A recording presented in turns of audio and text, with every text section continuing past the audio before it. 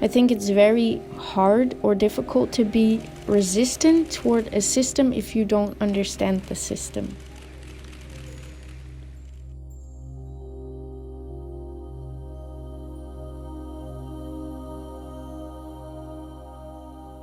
Maybe it's more reflecting on technology rather than being seduced by it, reflecting on bias within our culture rather than perpetuating it, and maybe all of that reflecting adds up to a kind of resistance.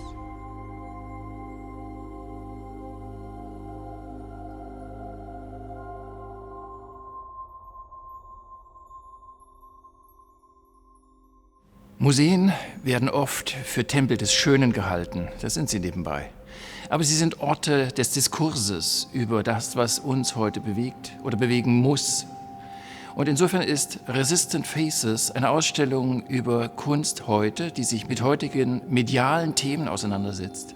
Mit dem Gesicht, dem Menschen, seiner Erkennbarkeit oder Wiedererkennbarkeit, seiner Verfolgbarkeit.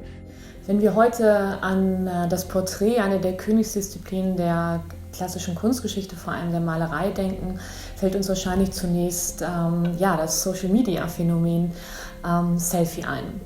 In der von mir konzipierten Ausstellung ging es aber nicht nur um veränderte Bilddistributionen, sondern vor allem um die Fragestellung, wie digitale Technologien bereits beim Programmierungsprozess auf die Vorstellung von menschlicher Identität und Individualität einwirken.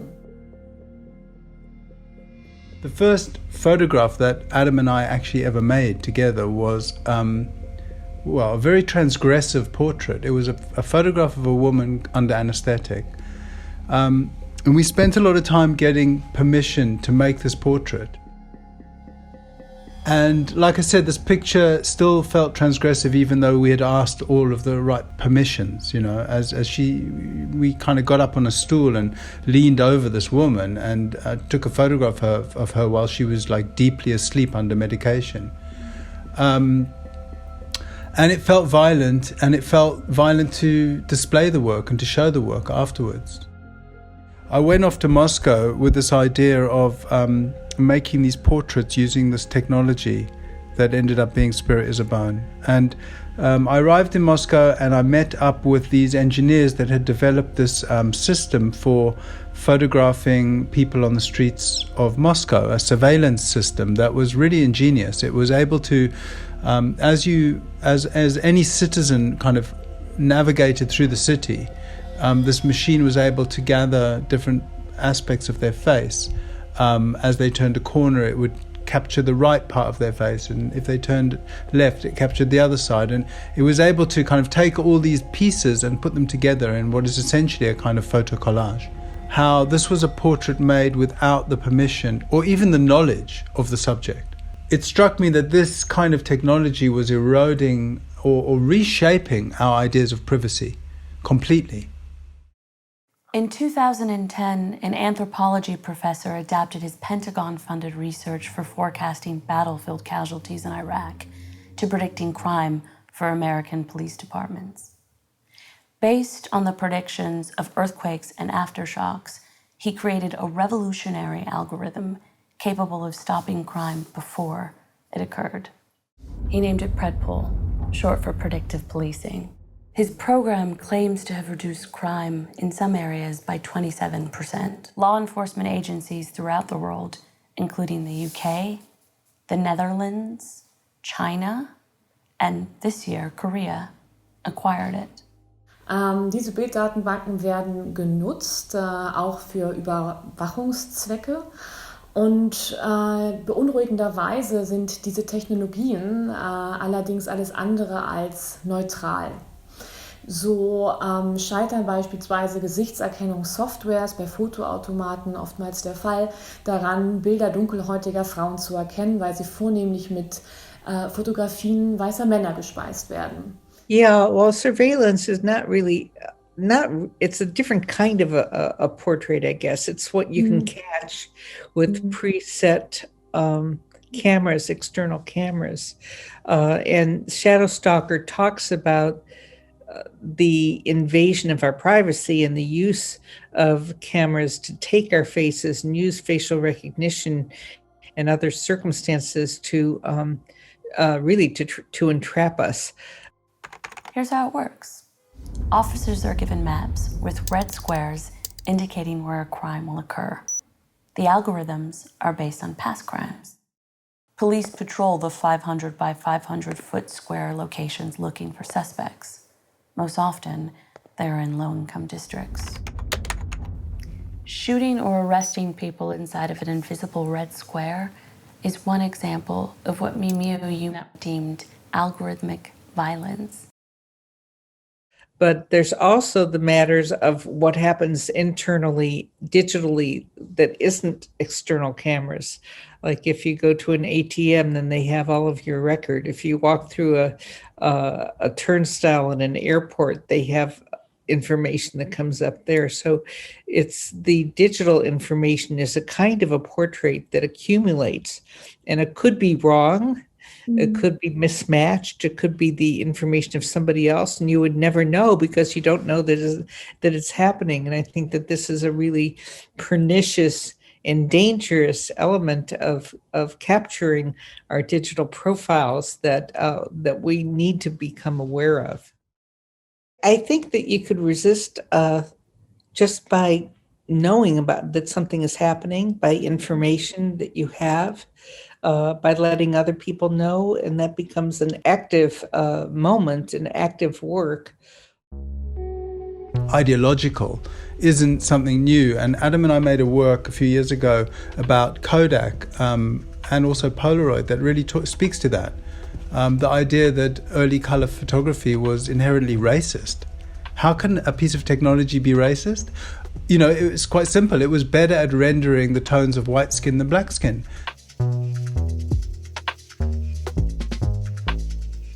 Portraits are important because it places the black subject at the center. Historically, black people have been made invisible, or they have been relegated to the margins and represented in a stereotyped way. Portraits, to me, therefore speaks to taking control, or the possibility of taking control. And also the possibility to create and recreate new narratives and identities.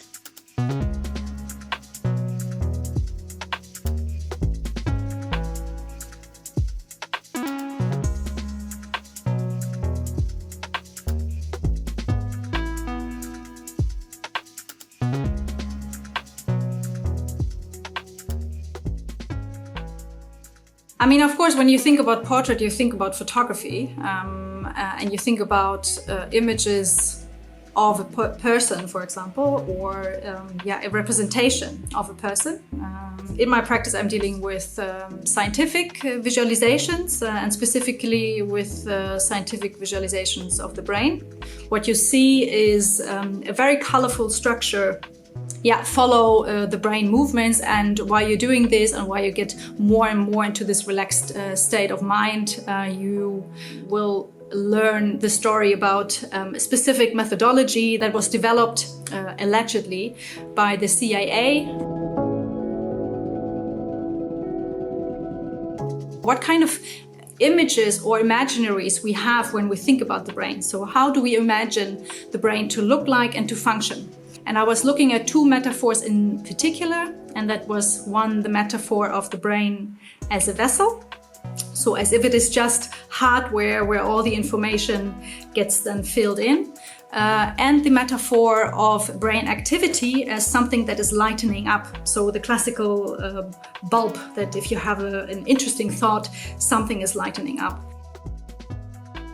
My approach is a critical one. I'm questioning very much all these trajectories in our contemporary society of focusing so much on self-optimization. So if you're not fitting anymore perfectly into all these demands, on the high workload, on insecurities, etc., in society, then the narratives in our societies is, oh, maybe you should just do a little bit more yoga, or maybe You could also just organize, or you create more unions, organize among the people and then change the system.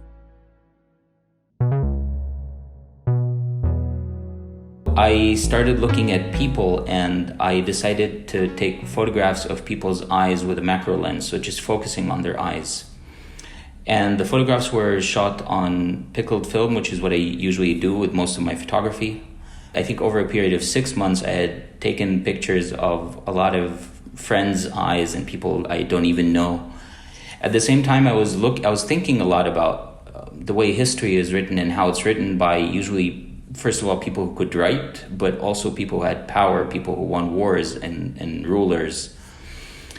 And I was thinking a lot about all the other histories that we know nothing about, all the populations and masses who were individuals and had their own personal lives and had their own emotions and events happen in their lives. These people had stories that were never told. And I wanted to make a piece that combines those two ideas together. So I try to find these things, how to speak with images, how to communicate with images, also trying to understand what people are thinking about and how they're feeling at any given point in time. The Memento series starts actually really with the question of the portrait, but the portrait of the audience or the viewer, these strange roles that we endorse as being a citizen in a world that is not just a flow of information like on television, but also wish for us to partake in the information and to basically communicate and be active about it. So this is really a question of, it starts with this reflection on the activity of the viewer. While I was discovering these plates in the newspaper factory, a few days before the shooting of Orlando occurred in a nightclub, a terrorist act. And the picture that was chosen from the newspaper that I was in contact with was the faces of people who were in the aftermath coming together to witness, pay homage. But the photographer had selected quite ambiguously the faces of two women in the crowd and framed them as a very, kind of very sensual way. And so at first I wanted to use only the image that this specific newspaper had already used. And then suddenly it presents itself as a monochrome, but depending on the light and how it plays with it, you can see the image reappear. The digital revolution has really transformed emotion into currency somehow. Switching to video sculpture 14 Shutter that is at Pinakothek, there I focus on another type of image, which are not so far away than the reporting image, like the one presented in Memento, which is the stock footage industry. The stock footage industry creates millions of short video clips, which are produced by professional filmmaker and videographer whose job could be exclusively to construct image that would express every type and aspect of life, like the most satisfying, but also the most distressful. So, and you will have this bank that you're almost like digging out flows of images, which are highly generic in their structure and content and design, because they need to be able to blend seemingly to create narrative together. They are almost like little bits of sentences. And so I started to dig in the stock footage industry by looking at keywords that express trauma, basically. So post-traumatic disorder, suicide tendency, the war and terrorism and fear. And then started to build a dream-like film and the kind of story that looks a bit surreal of a Marines that is half alive, half dead and things. I think that the notion that we live as actor and spectator in a world of image, then we have to be aware of that and I guess be aware of the responsibility of being that spectator.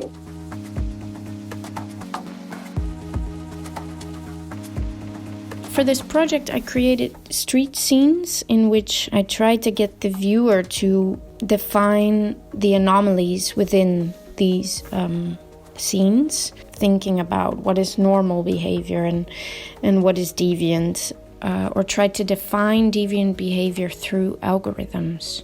Within these scenes, I focus on body language and movement of individual people. Like the history of photography has been very controlling, and now these new technologies coming in doesn't sort of highlights that, but it's not new. Well, they say that knowledge is power, and I think that is really what I tried to do with this project. Because of my own lack of understanding of like how do these algorithms work and how can I actually visualize systems that are so abstract and so unknown to most of us, I'm really searching for ways to sort of relate to technology like artificial intelligent cameras on a more human level. Why do we witness a surge of misogynist practices at the very inception of the modern world? Today, footage of the murder of witches can be downloaded from the internet. Self-appointed witch finders report the use of computers to unmask witches.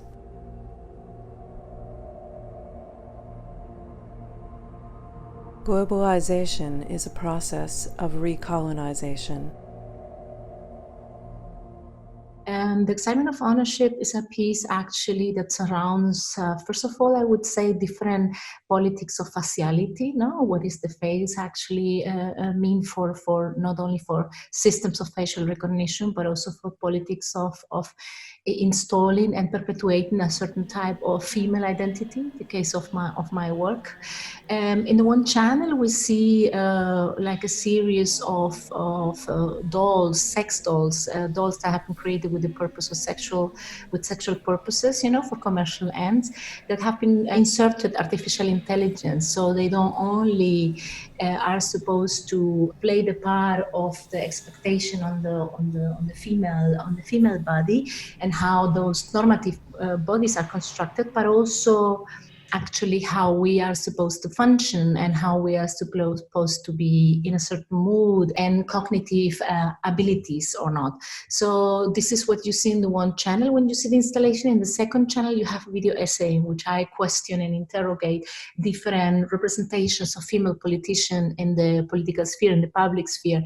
So I try to make a little excursus through these different moments in history in which female politicians or female speaking in the public sphere have been silenced, and why this idea of a female politician having to embody a more male attribute through the costumes through these regulation trousers.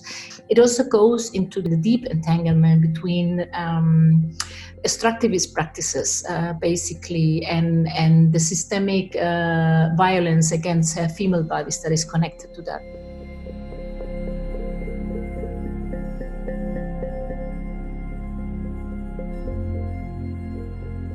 Das Schöne an der Auswahl der Künstlerinnen und Künstler in Resistant Faces ist, dass es eine sehr große Spannbreite abbildet. Es gibt sehr, sehr junge Positionen, es gibt aber auch schon sehr gesetzte Positionen innerhalb der Fotografie und Medienkunst.